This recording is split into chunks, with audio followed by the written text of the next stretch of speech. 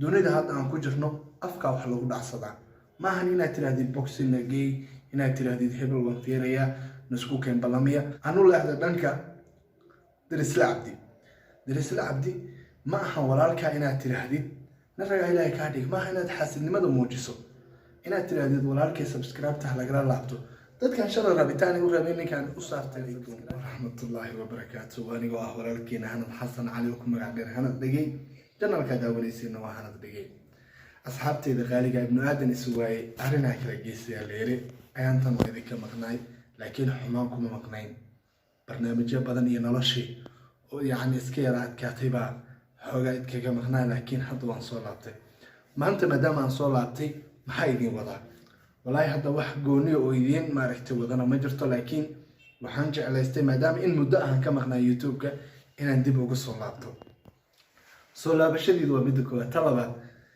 sidee u aragtiin in Somaliland ay soo dejisay sharci ah in YouTuberada xagga ku nool la canshuuri doono bil kasta bay lacag dhiiri doonaan wallahi bilaa waa wax aad loogu qoslo sababtoo ay ma jiro wadan canshuuro YouTube leeyna adduunka dhan hadii la soo wareego laakiin waxaan dhihi karnaa Somaliland maadaama uu noqdo wadanka kaliya ee sanadkani la keenay baar ayadoo Afrika oo soo gaaray haddana isla maanta waxa la dhihi karaa waa dadkii ama meeshii ugu horeysay ee laga canshuuray dad YouTube leey waxaan dhihi lahaa dadka reer Somaliland dadkani waxay meesha u joogaan waadika canshuurtana dadku ma diidana laakiin way qurux badan tahay in dhalinyarada xorriyadooda la siiyo shaqada ay shaqeynayaan maaha shaqo dawladii ay leedahay shaqo maaragtay wax ka soo gali karaan maaha kaliya asxaabteyda barnaamijka kale oo idin hayeen waxay tahay Darisla Cabdi iyo Rashka Boy maxay isku haystaan wallahi waxa la dhihi karaa markii koobaad Darisla Cabdi ayaa ka soo hadlay Rashka Boy rashkana wuxuu ka xanaaqay hadaladiisa laakiin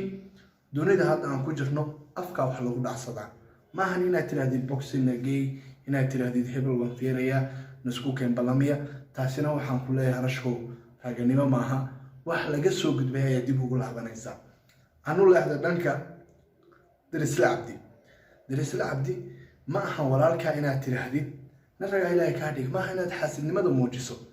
inaad tirahdid walaalkay subscribe ta laga laabto dadkan shalay rabitaan u rabeen ninkan u saarteen subscribe ta maanta ayaga ka laaban karo asxaabteyda intaas waa barnaamijka hadda aan ku soo laaban doono haduu ilaahay raali ka noqdo waxa idin leeyahay kulanti waxaan wanaagsan